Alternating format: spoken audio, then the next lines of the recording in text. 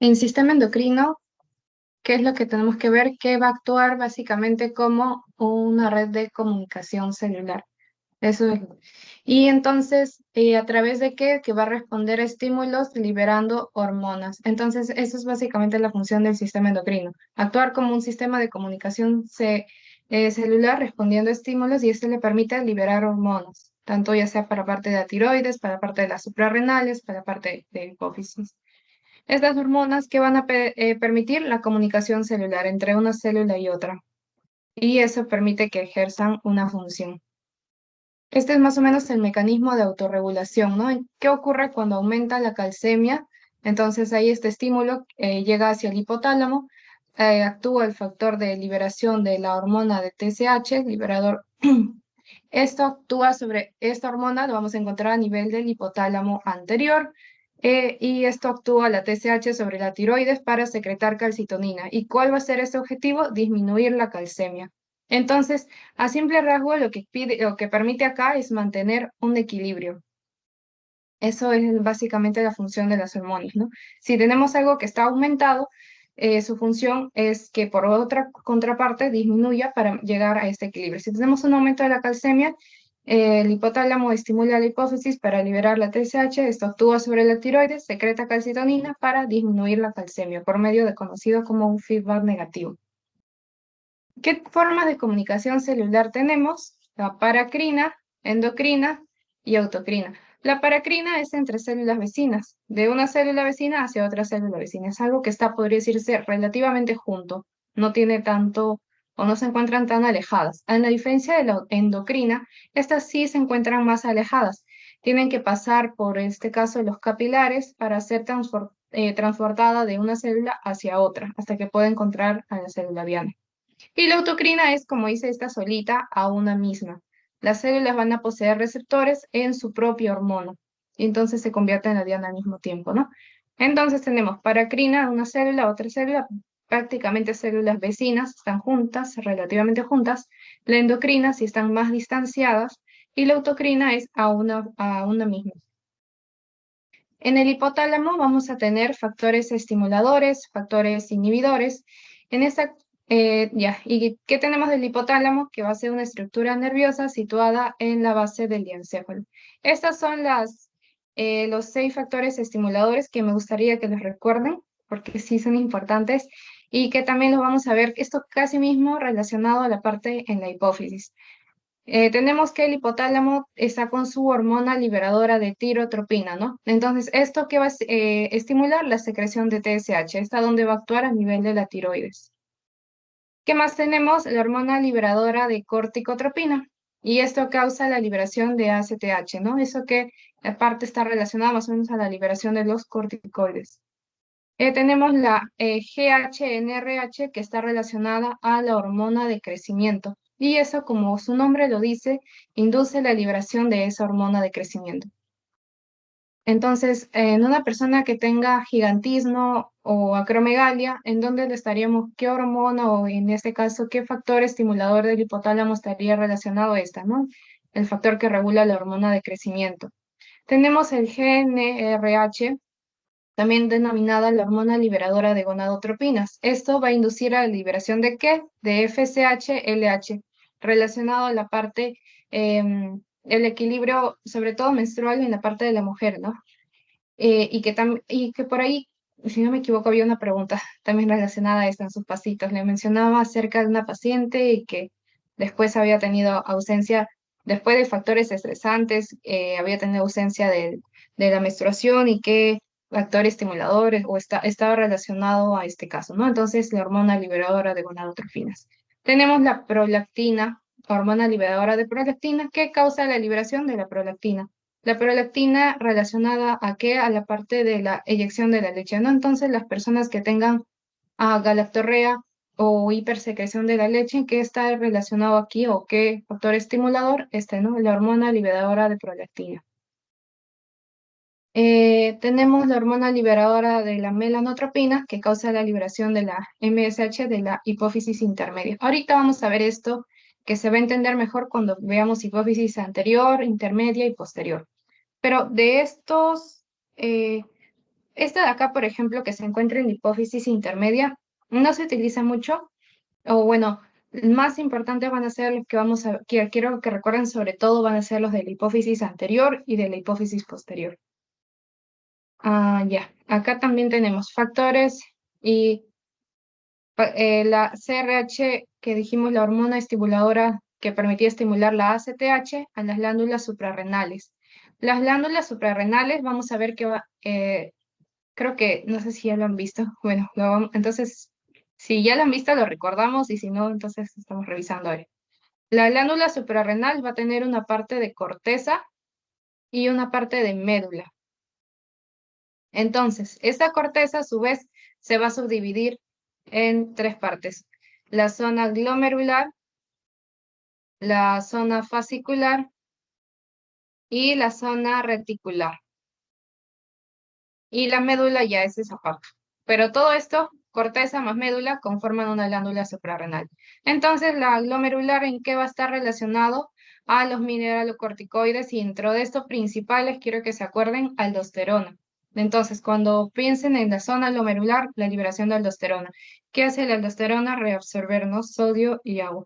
Tenemos la zona fascicular, y relacionada a la parte que vimos, los glucocorticoides, ¿no? Entonces ahí teníamos sobre todo la acción de la ACTH. ¿Y qué hacen los glucocorticoides? Tiene estos tres de acá, cortisol, corticosterona y cortisona. Sobre todo la cabeza cortisol. Ahí acuérdense, esto sí me interesa bastante. Las zonas glomerular, aldosterona, fascicular, cortisol y reticular, los andrógenos. Y donde dentro de estas principales, de hidroepialdosterona sulfato, o como así estaba. También eso vino una pregunta. Ahí también está en su pasito. Le preguntaban más o menos qué hormona se encontraba afectada en la zona reticular. Entonces, ahí, ¿no? Les daban varias opciones y dentro de estas, esta es la que se encuentra en esa zona.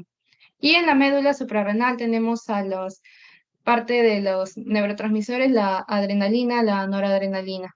De estos de acá, se me acaba de ir el nombre, pero estas dos de aquí, adrenalina, noradrenalina, van con la parte de médula. Ahí piensen. Patologías más o menos asociadas a la médula, no, salvo del feocromocitoma, no hay mucho acá, pero mayormente si hacen alguna pregunta, seguro va a ser en las que se encuentran a nivel de la corteza. Ya sea que pregunten por la aldosterona o en qué zona se encuentra, o por el cortisol, o por esta de acá, la dihidroepialdosterona sulfato. Así que esto, de todas maneras, más adelante también tengo otra imagen por si es que esta no se entendió bien, así que con la otra seguro se va a entender mejor. Y esto es lo que hace, ¿no? Y hasta que vimos la hormona liberadora de tiotropinas, ¿qué es lo que hace? Estimular a la TSH.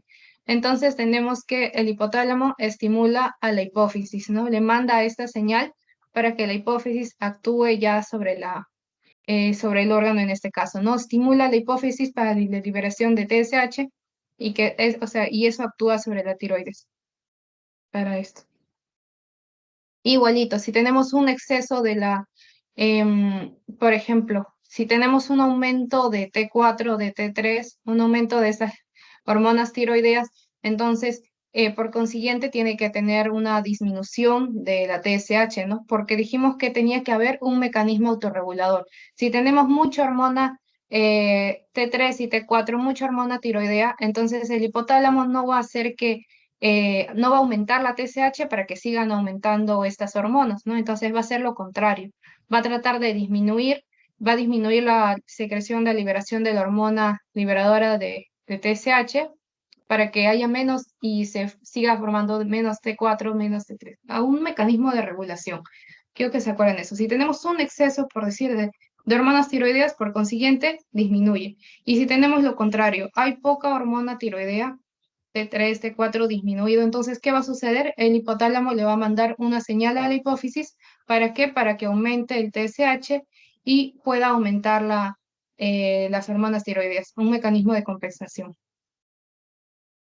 Mm. Hipotálamo, factores inhibitorios. Así como vimos que teníamos factores estimulatorios, también tenemos algunos inhibitorios, que como son acá el GH y H, que es la hormona inhibidora de la hormona de crecimiento, también denominado somatostatina.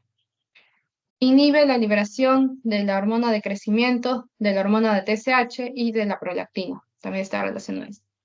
Tenemos también a otros que son como el factor inhibidor de la prolactina y de la dopamina, pero que no se mencionan mucho, simplemente a modo de... Acá está la hipófisis, donde vamos a ubicarla en la silla turca del hueso esfenoides. Es por eso que cuando hay una compresión a nivel de eso de la silla turca o que se siente un tumor sobre la hipófisis y la comprima como tal, entonces puede ocasionar que haya unas fallas a nivel del control de hormonal. Acá tenemos que la hipófisis, dijimos, tenemos una parte anterior y una parte posterior. La parte anterior la tenemos acá, también es conocido como adenohipófisis. Y la parte posterior es también conocido como la neurohipófisis. Y tenemos también la hipófisis intermedia que vimos que estaba relacionada a la parte de la hormona secretada de los melanocitos. Acá vamos a ver, sí, acá. Las hormonas adenohipófisis, vamos a tener estas, las que vimos también relacionadas, la adenocorticotropa, encargada de la liberación de ACTH, y que esa estimula las glándulas suprarrenales para las funciones que ya vimos, ¿no?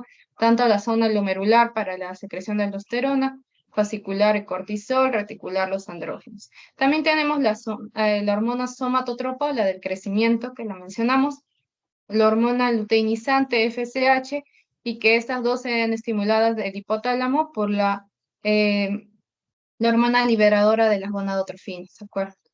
Tenemos la tirotropina, que actúa sobre la TSH, que es la hormona estimulante de la tiroides, y la prolactina. Estos de acá sí me interesa bastante que se acuerden, ¿no? Adenocorticotropa, somatotropa, crecimiento, luteinizante, FSH, TSH y prolactina son de la adenohipófisis.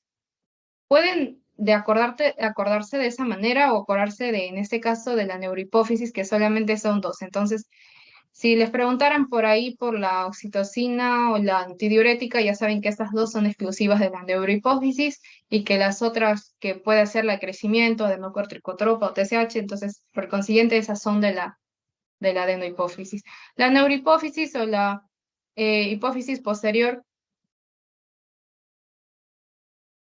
en este caso, esto no va a encargar de secretar las hormonas como tal, esta va a ser como un almacén. Por ejemplo, las otras hormonas provenían, son secretadas de la misma adenohipófisis, pero en el caso de la neurohipófisis, estas son como un almacén. Son, podría decirse que fabricadas en el hipotálamo y estas están almacenaditas nomás en la neurohipófisis para como un almacén hasta que luego puedan secretarse, pero no es como en este caso de la ADN. ¿Qué tenemos acá estas dos? La oxitocina y la antidiurética. La oxitocina relacionada a la parte de la contracción uterina. Y la hormona antidiurética o vasopresina, con esos dos nombres lo van a encontrar, que se encarga de, como su nombre lo dice, inhibir la diuresis, ¿no? Inhibir la pérdida de orina o la pérdida de volumen. Y la hipófisis intermedia, como dijimos, la hormona melanoestimulante. Acá también tenemos un cuadrito. Hipófisis anterior, estas son las de acá, las hormonas que desde comenté. Tenemos la hormona del crecimiento, sobre todo donde va a actuar a nivel de los huesos. La hormona adenocorticotropina o corticotropa, que actúa sobre la glándula suprarrenal. La hormona estimulante de la tiroides, que actúa sobre la tiroides. La hormona de la liberadora de gonadotrofinas con la FSH-LH, que actúa a nivel de los testículos y a nivel de los ovarios. La prolactina para a nivel de las glándulas mamarias, para la eyección mamaria de la leche. La oxitocina, que permite sobre todo la contracción uterina. Y también, o sea, la contracción de las glándulas mamarias, pero sobre todo, si por decir, dicen cuál está relacionada a la eyección de la leche, habla más esta por la prolactina. Y la hormona antidiurética, que actúa sobre los riñones para evitar la diuresis o evitar la pérdida. Esto, antidiurética y oxitocina, hipófisis posterior, y las demás en la hipófisis anterior. Espero que hasta acá esté quedando todo claro. Acá tenemos más hipotálamo, hipófisis anterior, hipófisis posterior. Hipófisis posterior dijimos oxitocina y antidiurética o vasopresina. Hipófisis anterior, hormona de crecimiento, la prolactina, que actúa a nivel de las glándulas mamarias. Los ovarios tenemos la LH, la FSH. A nivel de la ACTH, que va a actuar sobre la corteza suprarrenal, en este caso las hormonas corticales, y la TSH, que actúa sobre la glándula tiroidea para la secreción de las hormonas tiroideas. Aunque también es otro, esta parte, como les digo, es fundamental, que la van a ver bastante, así que por eso estoy haciendo hincapié en esto y poniendo varias imágenes y varias diapositivas, porque yo sé que si se entiende esto, seguro que las demás diapositivas igual se van a entender y va a ser más fácil. Entonces dijimos que teníamos la adenohipófisis, segregaba hormonas estimulantes, teníamos la ACTH que actuaba sobre la glándula suprarrenal, ¿no? Y acá dice, produce aldosterona, cortisol, adrenalina. Aldosterona, ¿por qué zona? Dijimos la zona glomerular, ¿no? Que era parte de la corteza. Algo que también les voy a hacer es mencionar las cosas que probablemente ya lo haya mencionado, porque a medida que dentro de la clase lo vaya mencionando como si fuera una repetición espaciada, que básicamente eso es, poco a poco se va a ir quedando y ya ustedes solitos se van a ir acordando todas las cosas. Ya entonces dijimos la glomerular con la secreción de la aldosterona, la fascicular relacionada a la secreción de los glucocorticoides y la reticular en los andrógenos. Y bueno, la adrenalina y la noradrenalina que dijimos que le íbamos a encontrar, pero en la médula, ¿no? Tenemos que también actúa sobre la hormona estimulante de la tiroides, la TSH. Acá se produce la tiroxina y la calcitonina, que lo vimos en la casi que primera, segunda diapositiva, que se encargaba también de regular el calcio, ¿no? Si tenemos una calcemia elevada, entonces la calcitonina permitía regular. También tenemos a nivel de la hormona estimulante de crecimiento, la que actúa sobre el crecimiento de los huesos, las hormonas folículo estimulante y la luteinizante, que producen las hormonas sexuales como las estrógenos, progesterona y andrógenos. Pero si hablan a nivel de hipotalámico o qué factor lo libera, entonces ya se acuerdan que es la hormona liberadora de gonadotrofinas. Ese recién permite que a nivel de la adenohipófisis pueda secretarse la FSH y la LH. Y en la neurohipófisis dijimos que teníamos la vasopresina, que favorece la reabsorción de agua y sal, ¿no? Entonces, reabsorbe la secreción de agua y sodio. Entonces, el sodio, saben que aumenta la presión arterial también, ¿no? Y además que al reabsorberse el agua, aumenta la volemia. Y por ende, aumenta el volumen, aumenta el gasto cardíaco y aumenta la presión arterial. Dijimos que la presión arterial era, ¿no? Un gasto cardíaco por la resistencia vascular periférica. El gasto cardíaco era la frecuencia cardíaca por el volumen de eyección, ¿no? Entonces, si hay algo que hace que aumente el volumen, aumenta el gasto cardíaco y termina aumentando la presión arterial. O si hay algo que permite, como recordarán seguro, en el eje renina-angiotensina-aldosterona, que si aumenta la angiotensina 2, aumentaba la resistencia vascular periférica, y si aumenta la resistencia, de cierta manera eso permite también que aumente la presión arterial. Es un mecanismo compensado. A nivel de la oxitocina, sobre todo la contracción del útero al momento del parto. Esto es la neurohipófisis y la prolactina, que la producción de la leche, que esta también forma parte de la adenohipófisis. Ya. Entonces, ahora sí estoy segura Una que ya se consulta, acuerdan. ¿Sí? una consulta. Nos dijiste que de repente, si nos viene una pregunta, porque como tú dices, ¿no? La oxitocina y la prolactina también afecta a la glándula mamaria. Entonces, ¿sería la respuesta la prolactina en glándula mamaria más que la oxitocina o sería doble respuesta?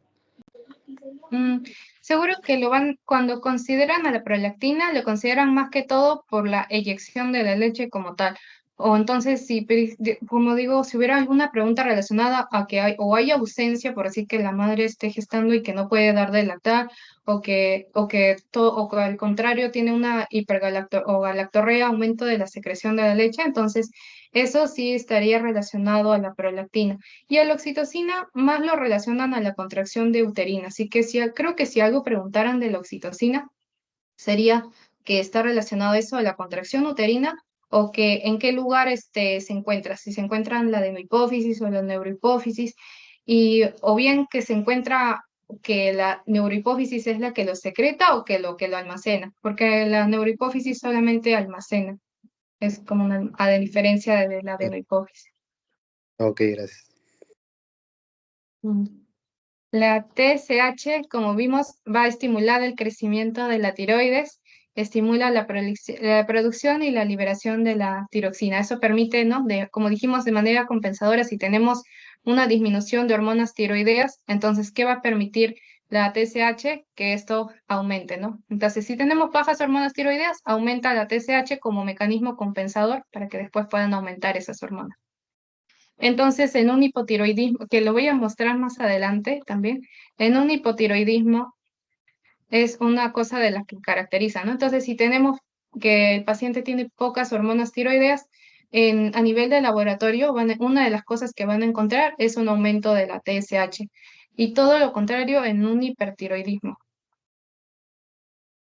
que cuando iban a tener un aumento de la T4, de la T3, entonces el hipotálamo y la hipófisis no van a seguir aumentando la TSH para que estas hormonas sigan aumentando, más bien todo lo contrario. Ahí vamos a encontrar como, podría decirse, el feedback negativo, si estas están aumentadas, como mecanismo, podría decirse compensador, la TSH la van a encontrar disminuida. Ahí, más adelante creo que voy a ver si lo puedo explicar porque acá no va a entrar mucho, pero hasta acá espero que esto sí se esté quedando. Tenemos la adenocorticotropa, la adenocorticotropina, que estimula a la corteza suprarrenal, a la corteza adrenal, que ya vimos como sus zonas y de lo que se encarga. Estimula la producción de glucocorticoides, mineralocorticoides y los andrógenos, ¿no? Mineralocorticoides, la aldosterona, a nivel de la zona glomerular, los glucocorticoides a nivel de la zona fascicular y los andrógenos a nivel de la zona reticular, en la corteza. Tenemos la hormona de crecimiento, la somatotropina, que estimula las proteínas necesarias para el crecimiento corporal, regula ya. Lo que es el concepto, no estoy segura, no creo que le vayan a preguntar esto porque más le pasa algo relacionado a la parte del crecimiento. La FSH y LH ya saben que están liberadas por la hormona liberadora de gonadotrofinas, presente del hipotálamo. La FSH estimula el desarrollo folicular en la mujer y la espermatogénesis en el hombre. Y la luteinizante causa la ovulación y la formación del cuerpo lúteo en la mujer y la síntesis de testosterona en el hombre. La prolactina, que ya la vimos también. Y acá no, hormona del crecimiento. Esto, tal vez en qué casos lo vemos alterado, en los casos de gigantismo y acromegalia, porque hay un exceso de la hormona de crecimiento. Los términos varían en el momento que se da. Acá tenemos una hipersecreción de la hormona de crecimiento durante la infancia. Entonces, eso se da antes de que se cierre la zona que permite a nivel del hueso, la zona epifisiaria que permite entonces que el crecimiento. Entonces, como se da antes y todavía esta zona está, podría decirse, libre, todavía es por eso que se da el crecimiento en longitud de los huesos largos. En la acromegalia, hay una hipersecreción de la hormona de crecimiento, pero ya a nivel de la vida adulta, ya no se va a dar como en el gigantismo que es en los niños. Y para esto, la zona de crecimiento del hueso ya cerró, ya se osificó. Entonces, el crecimiento ya no se da por eso tanto en longitud, sino se da en grosor. Acá se ve un aumento en la longitud de los huesos, un aumento en el tamaño, mientras que acá ya se ve un aumento en el grosor, no tanto en longitud. Aumenta el grosor de las manos, de los pies, de la mandíbula, como lo que se conoce como el prognatismo mandibular, o esta base característica de la acromegalia.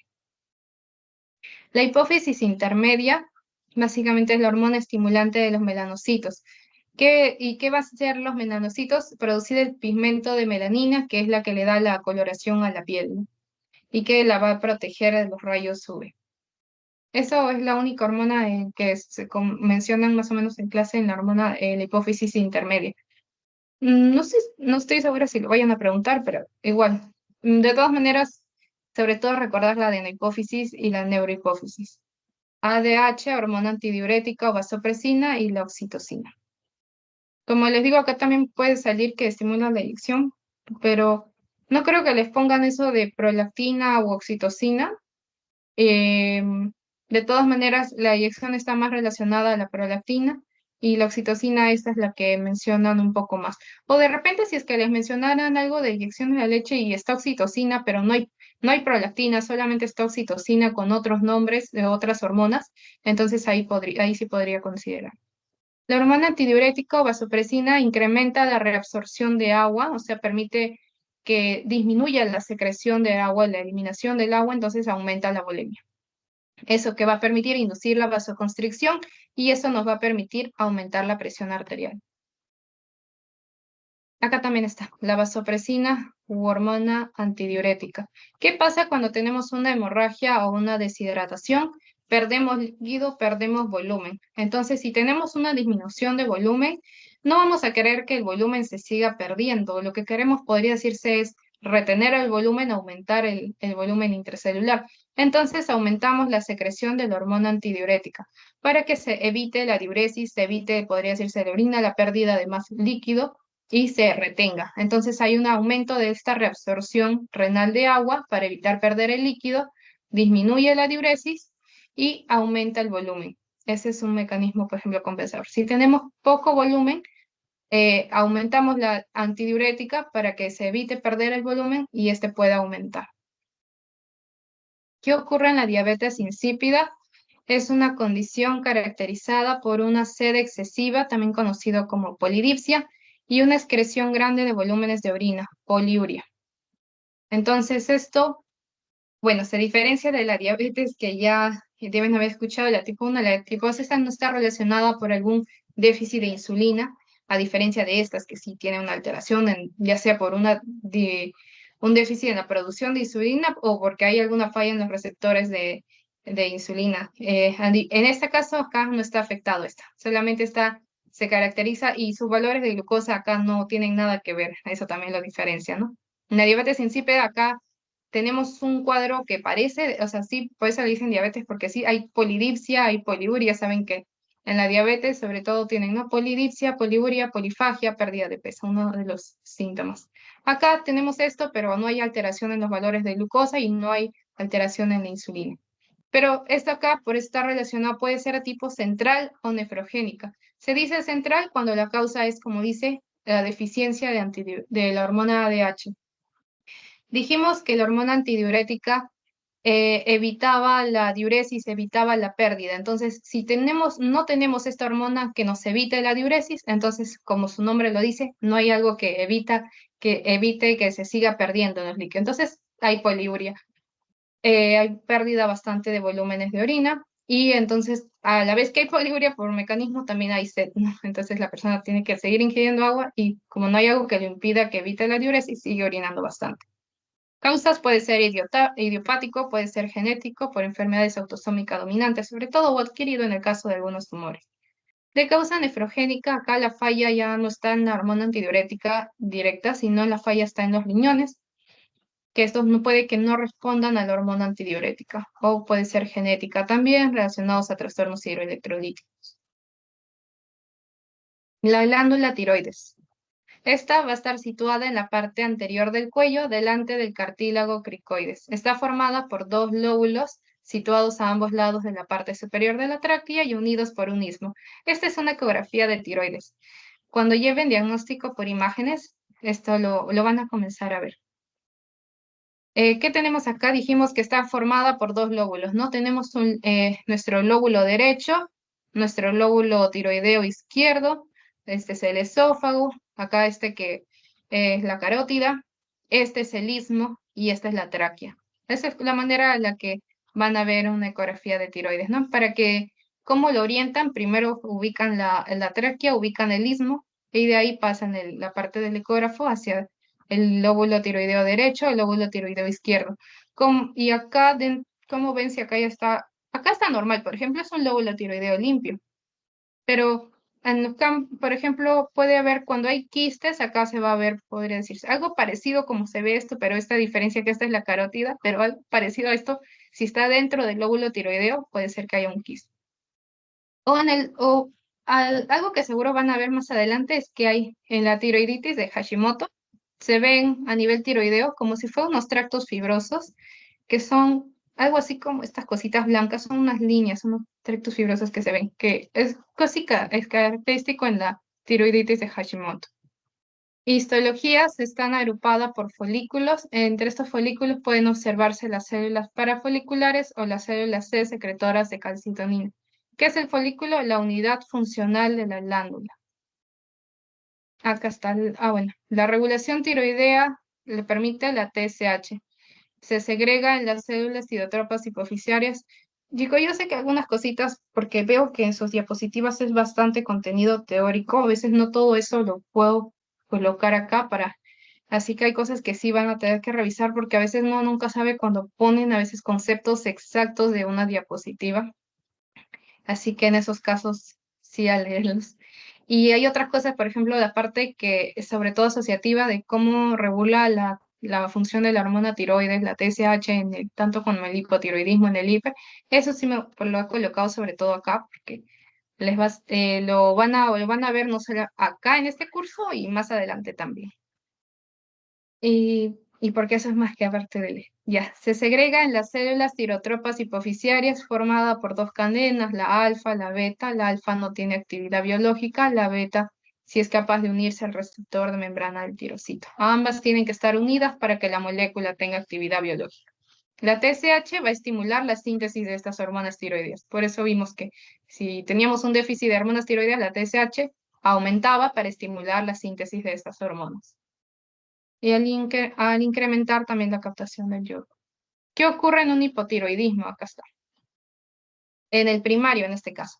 Se produce por una concentración de hormona TSH estimulante elevada en suero y una concentración de T4 disminuida. Esto es lo que van a ver en un examen de un laboratorio de un pacientito con hipotiroidismo. Ok, me prende la luz. Entonces, tenemos que el pacientito tiene poca hormona tiroidea y como mecanismo compensatorio, ¿qué hace la TSH? Aumentar para tratar de elevar estos valores, pero que al final necesita igual su medicación. El hipotiroidismo con su tratamiento de estándar de levotiroxina, que se tiene que controlar las dosis, puede ayudar a regular esto. Pero sí, si no está en ese momento controlado, probablemente eso es lo que vean, que tenemos las hormonas tiroideas disminuidas y la TSH la van a tener aumentada. ¿Cuáles son las sintomatologías más o menos que encuentran en pacientitos con hipotiroidismo? Fatiga, intolerancia al frío, aumento de peso, estreñimiento, piel seca, mialgias o irregularidades menstruales, características. Ya. ¿Qué tenemos más? El hipotiroidismo. Esto, o tenemos que puede ser primario, hay una de las causas, me parece que ya llevaron inmunologías. Tenemos causa de tipo autoinmune, van a tener, es justo lo que les mencionaba en la ecografía, tiroiditis de Hashimoto, es un tipo de hipotiroidismo autoinmune. Esto van a tener también esto mismo de acá, la hormona T4 y la TSH, la T4 disminuida y la TSH elevada, y a la vez van a tener algunos, como es una enfermedad autoinmune, van a tener algunos anticuerpos, como el anticuerpo antitiroglobulina elevado y antiperoxidasa. Antiperoxidasa elevado. Esas dos cositas caracterizan a una causa, es una causa del hipotiroidismo, que es secundario hipotiroiditis de Hashimoto. Acá, por ejemplo, en un hipotiroidismo suele tener, si es, por ejemplo, subclínico, tiene una dosis baja, que no necesaria, y que dependiendo del valor de TSH puede o no necesitar tratamiento. Si tiene una TSH aumentada, pero no tiene clínica o no está aumentada más de 10, se dice que no amerita tratamiento. Si está un valor más de 10 o tiene clínica, podría considerarse. Y en lo que diferencia de un subclínico, por ejemplo, sería que en la T4 la podemos tener de repente normal. Todavía no ha habido este aumento, todavía no ha pasado un clínico, sino que sigue en su clínico una T4 normal, pero la TSH ya está elevada. Puede que tal vez no esté tan elevada a valores tan altos, pero sí ya se encuentra elevado. Y en una tiroiditis de Hashimoto, que es un tipo de hipotiroidismo primario, ahí sí tenemos esto T4 disminuida, TSH elevado, y tenemos antiperoxidasa elevado, antitiroglobulina elevado. Y el tratamiento también es con levotiroxina, pero ahí es distinto, ¿no? Por ejemplo, ahí la dosis varía, ¿no?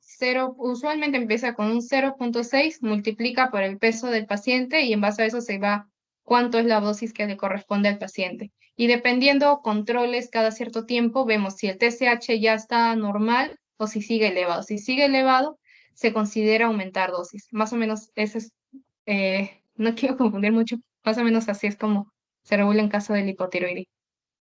En el hipertiroidismo acá tenemos ya un exceso de la producción de la glándula tiroides. Acá tenemos un aumento de T4, de T3, sobre todo acá consideran más T4 y tenemos una disminución de TSH. Dijimos que entonces tenemos un aumento de las hormonas tiroideas. No vamos a mandar al hipotálamo o a la hipófisis a que sigan segregando más hormonas tiroideas, sino que lo limitamos. Entonces disminuimos la TSH. Tenemos un hipertiroidismo, ya este es este exoftalmos, una de las características del hipertiroidismo. Y sobre todo, así como el hipotiroidismo tenía una parte autoinmune denominada hipotiroidismo, tiroiditis de Hashimoto, el hipertiroidismo también tiene una parte autoinmune que es conocida como la enfermedad de Graves. Esa una de sus características es, aparte del bocio multinodular, es una de las características que se ve bastante el exoftalmos en ellos. No quiere decir que alguien que no tenga Graves tal vez no lo tenga, pero puede tener, pero en ellos es así, se ve un poco más claro.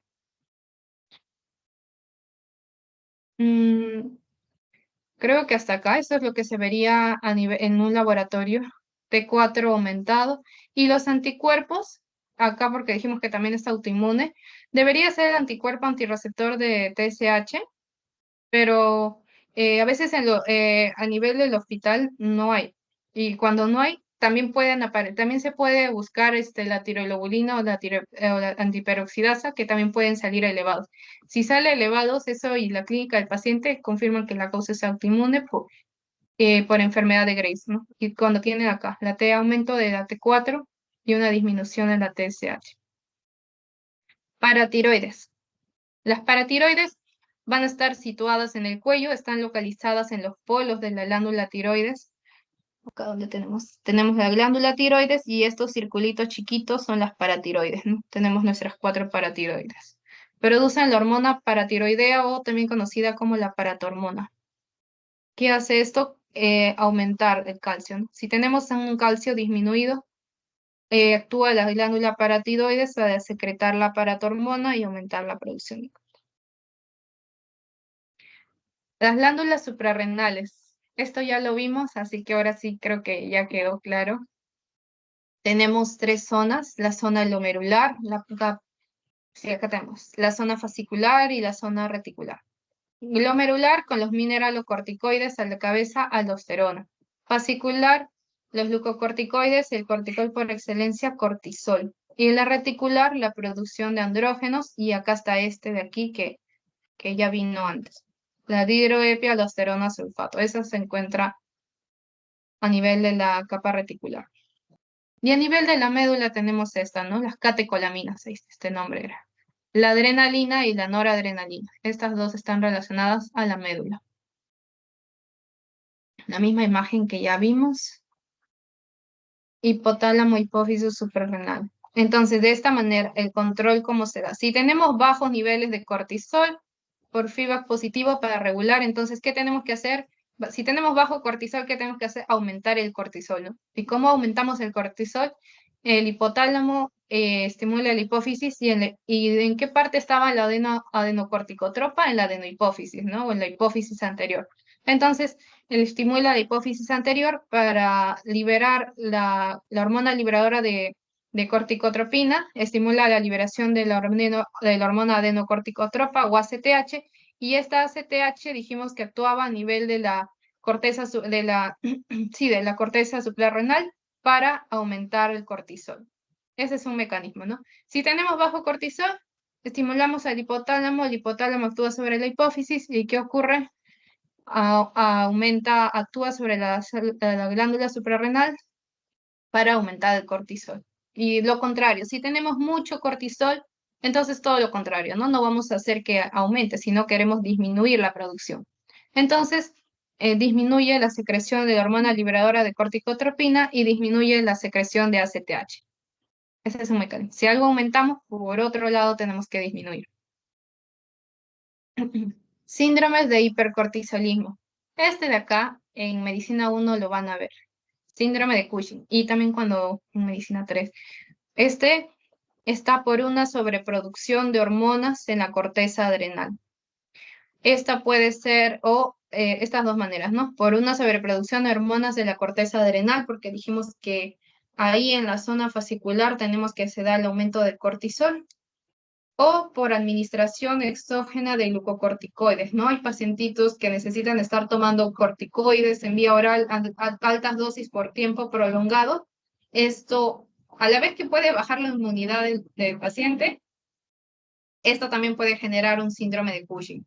Pues se le dice por ACTH ectópico, o sea, por glucocorticoides ectópicos, o también podría ser considerado iatrogenia, ¿no? Cuando se aumenta, o sea, por tratamiento termina tomando demasiados corticoides por tiempo prolongado, puede generar también un síndrome de Cushing. Eso o que se dé una producción excesiva a nivel de la corteza. Este puede ser, esto es cuando es independiente de ACTH. ¿Por qué? Porque acá no interviene la hipófisis, el hipotálamo. El hipotálamo y la hipófisis están tranquilos ahí. Acá se da o por tomar glucocorticoides, o tomar corticoides, o por la producción a nivel renal. ACTH dependiente, acá sí vamos a ver que está relacionado a la parte hipotalámica o la parte hipofisiaria. Y cuando está relacionado a la parte hipotalámica o hipofisiaria, el causante es ese, se conoce como enfermedad de Cushing. Esto puede ser por aumento de la secreción del hipotálamo, de la hormona adenocorticotropa, o nivel hipofisiario, ¿no? Que también produce, acá está, produce el aumento del ACTH. ¿Por qué puede ocurrir eso? Por un microadenoma o un macroadenoma. Estos microadenomas hipofisiarios pueden terminar aumentando o que se termine secretando más hormona adenocorticotropa y más corticoides y se genere un hipercortisolismo. Acuérdense eso, ¿no? Cuando es ACTH dependiente, es algo relacionado a la hipófisis o al hipotálamo, que puede ser, y que eso es enfermedad de Cushing, o de ACTH ectópico, que si es de repente un tumor. Pero no hay problema si acá profundizara tan a fondo, solamente quería que recuerden que hay tipos. Independiente, cuando es independiente, ya sea porque esta suele ser la más común, por administración sostenida de glucocorticoides por tiempo prolongado, se genera el síndrome. ¿Y cómo se ve de esta manera? Síndrome de Cushing, obesidad, sobre todo abdominal, rubicondez facial, hirsutismo, aumento de la vellosidad, puede haber alteraciones menstruales e hipertensión arterial, ¿no? Y que puede darse incluso en personas jóvenes. En personas jóvenes no es tan común la hipertensión arterial, pero en un síndrome de Cushing sí se puede ver. Estrías abdominales, que se ven como estas estrías estrías medias violáceas, medias vinosas, ven estrías vinosas, podría decirse también de ninomenangiba o rubicondez facial, plétora facial, y esto también es una característica del síndrome de Cushing. Esto que les comentaba, el Cushing iatrogénio, este es por ejemplo, un caso clínico. Niña de 7 años con historia de asma bronquial, quien recibió 3 meses de glucocorticoides, de corticoides de depósito. Puede ser 3 meses, puede ser más tiempo incluso. Y después hubo incremento de peso, obesidad central, jiba e hirsutismo. Entonces, hasta ahí se piensa en un síndrome de Cushing. Por la ingesta de tiempo prolongado de corticoides. Y bueno, ahí ya entonces, ¿qué teníamos que ver? Tenemos que medir el cortisol, cómo está, y que tenemos que medir el ACTH para comprar. Preguntitas. La secreción de la hormona antidiurética está estimulada tenemos A, aumento de la osmolaridad plasmática detectada en los osmorreceptores. B, la C estimula la secreción de hormona antidiurética. C, el incremento de volumen circulante efectivo. D, la disminución de la osmolaridad plasmática. E, incremento de la actividad del receptor V2 en el túbulo colector. ¿Cuál creen que sea?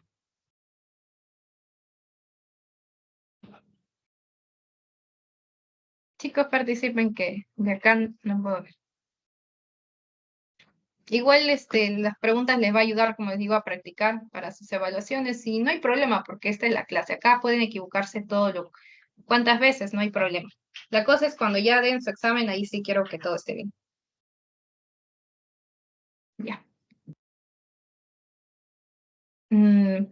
Ya, chicos. Voy a asumir que todavía siguen acá. La secreción de la hormona antidiurética. A ver, dijimos que la hormona antidiurética quería evitar la diuresis, evitar la pérdida, aumentar el volumen. Entonces, si tenemos un aumento de la osmolaridad plasmática, es decir, un aumento de, podría decirse del sodio, no un aumento de los osmoles, un aumento de solutos. Si tenemos un aumento de solutos y poco volumen, poco agua, podría decirse, entonces, ¿qué es lo que queremos básicamente? Diluirlo, ¿no? Queremos contrarrestar este efecto. Entonces, si ahí vamos a ver que va a actuar la hormona antidiurética. ¿Para qué? Para evitar perder ese volumen y retener más agua. Y entonces podría decirse en otros términos, diluir, ¿no? Diluir el aumento de estos osmoles. Entonces, la hormona tiroidética, si tenemos un aumento de la osmolaridad, un aumento de esto, va a actuar para evitar la pérdida y contrarrestarlo. A ver, paciente mujer de 28 años, hace 9 meses fue sometida a una tiroidectomía total. Le han extirpado la tiroides por un cáncer folicular de tiroides. Por descuido, desde hace 3 meses no toma su levotiroxina. Dijimos que ese era el tratamiento, ¿no? Cuando tenemos eh, un hipotiroidismo en este caso, ¿no? Porque vemos que no hay tiroides. ¿Cómo esperamos encontrar, ya lo dije, ¿no? ¿Cómo esperamos encontrar en un hipotiroidismo la TSH? Chicos, siguen ahí, creo que voy a llamar.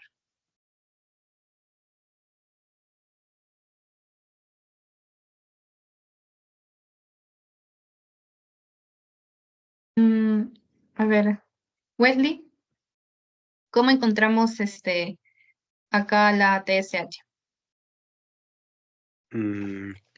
Si decimos que le hemos estripado la tiroides y no se ha tomado su levotiroxina, la encontraremos ausentada.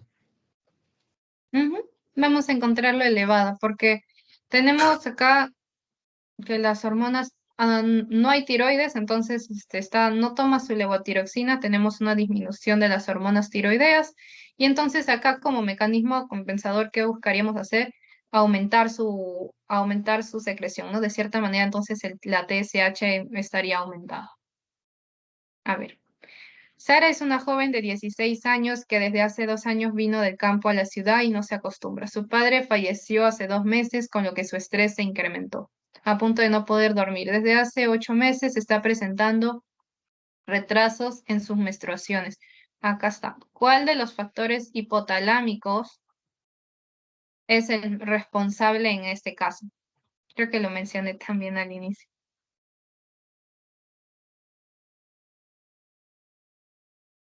Puede que tal vez no estén aún familiarizados con las iniciales, por eso sí, a la diapositiva que está la inicial con el nombre largo, esa también una revisadita, porque seguro que se acuerdan que es la hormona liberadora de la gonadotrofina, que es la de acá, pero de repente como está así en siglas, ¿ya? Entonces, esta dijimos que no es la. Para empezar, que teníamos que ver en factores hipotalámicos, ¿no? Acá, así estuviera por decir FSH o LH, eso está relacionado a la parte reguladora menstrual, pero nos dice factores hipotalámicos y lo otro es un factor hipoficiario. Entonces pensamos, estos 3 son factores hipotalámicos, estos 5, pero de ahí tenemos que ver cuál está asociado a esto, la hormona liberadora de gonadotrofinas. Si nos hablaran por, en este caso, un factor hipotalámico, pero la tiroides, pensamos en la hormona de la tireotropina. O si pensamos en la parte de corticoides, la hormona liberadora de corticotropina. Está relacionado la parte, los factores de hipotalámicos con hipófisis. Por ejemplo, claro, a nivel hipotalámico se llama hormona liberadora de tirotropina. Y a nivel hipofisiario, ¿no? La hormona también va por ahí, la hormona de TSH, ¿no? La hormona estimuladora de la tiroides. O acá, o la parte cuando menciona la corticotropina, relacionado a la ACTH y que hace también aumentar los corticoides. Están asociados. Rita, de 15 años, es llevada por su madre al endocrinólogo que desde hace años presenta abundante acné facial, así como aparición de vellos en la cara, brazo, pecho, muslo, hirsutismo. Con mayor probabilidad, la capa reticular, ahí les mencionan, ¿no? De la suprarrenal está produciendo un exceso de... Acá pensamos en la única que hemos visto que sobre todo que estaba relacionado a la capa reticular, ¿no? En la corteza suprarrenal. ¿Cuál dijimos que era?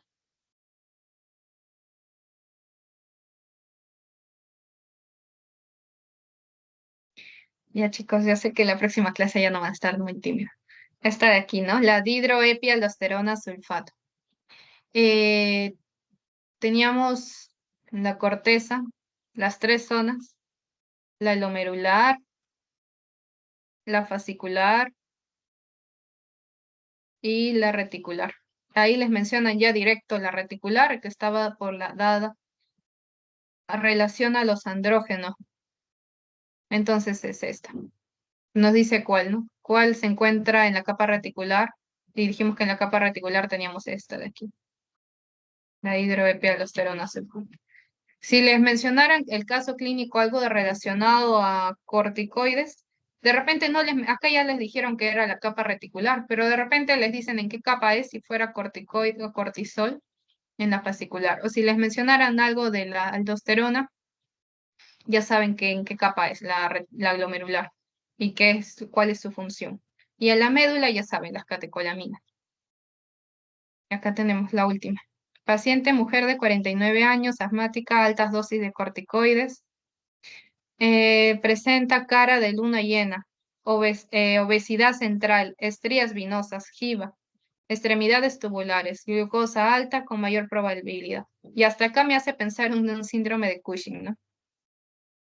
Hasta aquí pensamos que la paciente podría tener un Cushing por tratamiento prolongado con corticoides y por las características que presenta, la cara de luna llena, obesidad central, estribas, y eso es característico del síndrome de Cushing.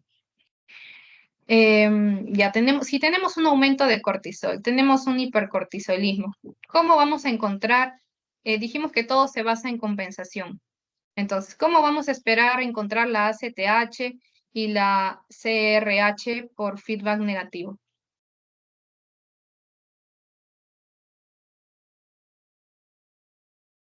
A ver, chicos. Ya la última, si quiero ver participación. Ya, chicos. Aquí. Creo que vi esto en el chat, no sabía. Ah, ya habían estado participando. Disculpen que cuando yo comparto pantalla, ya prácticamente no puedo ver el chat.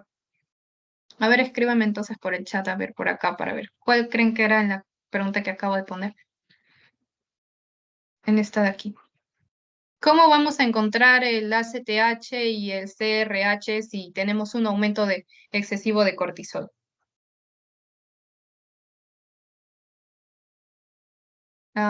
Eddie, Renzo, Wesley.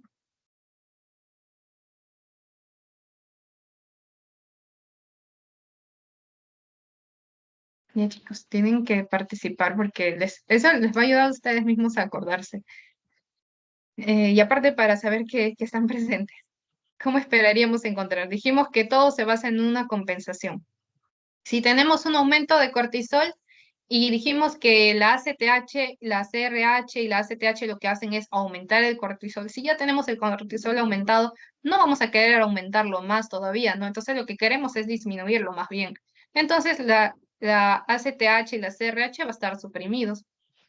Si tenemos a mucho cortisol, no queremos que siga aumentando el cortisol, queremos más bien que disminuya. Entonces, por un feedback negativo, debería estar suprimido la hormona liberadora de corticotropina, porque esto está a nivel hipotalámico. A nivel hipofisiario tenemos la ACTH, ¿no? Esta también debería estar suprimida para, entre comillas, bajar el cortisol como mecanismo de compensación. Espero que haya quedado claro, chicos, porque esto han venido en exámenes pasados. Y si no quedó claro ahora, de todas maneras, yo usualmente antes de cada clase trato de repente hacer como un breve repaso de la clase anterior. Ya no lo estaba haciendo, pero de repente lo hago ahora para que quede más claro los puntos para el examen. De todas maneras, la próxima semana, acá también coloqué uno. De todas maneras, la próxima semana va a ser un poco más fuerte porque necesitamos recuperar 2 temas para que puedan estar al día con los temas de su examen. Igual voy a tratar de hacer así como ahora, si les ha gustado la dinámica de relacionado a casos clínicos, bueno, y no tanto porque esto sí vino, y también porque sé que les va a servir no solamente para este curso, sino cositas que, aparte, fuera de datos teóricos o memorísticos que también, que los tienen que revisar también por el examen, aparte de eso, cositas que las van a poder revisar más adelante, que las van a necesitar. Ya. Mujer de 28 años se presenta en sala de emergencias en trabajo de parto. Durante el trabajo de parto han experimentado contracciones uterinas irregulares, poco efectivas y el proceso de parto se ha prolongado más de lo esperado. A pesar de los esfuerzos de la paciente y del equipo de atención médica, el parto no avanza. Decide administrar oxitocina sintética para estimular las contracciones uterinas y facilitar el progreso del parto. ¿Qué sería lo correcto? ¿La oxitocina es una hormona producida por la adenohipófisis? No. La oxitocina es una hormona producida por la neurohipófisis, no, ¿verdad? Porque la oxitocina la encontramos en la neurohipófisis, pero la neurohipófisis no la produce el hipotálamo, ¿no? Entonces, la oxitocina es una hormona producida por el hipotálamo y almacenada en la neurohipófisis, esta sí es la correcta. La oxitocina es una hormona producida por el hipotálamo y almacenada en la neurohipófisis, no, ¿verdad? Es almacenada en la neurohipófisis. Bien. Espero, chicos, que haya quedado claro. Esto, bueno, es bibliografía de fisiología de Guyton. Gracias. Las mismas preguntitas de supostes son las que hemos visto, las que hemos hecho acá en la clase.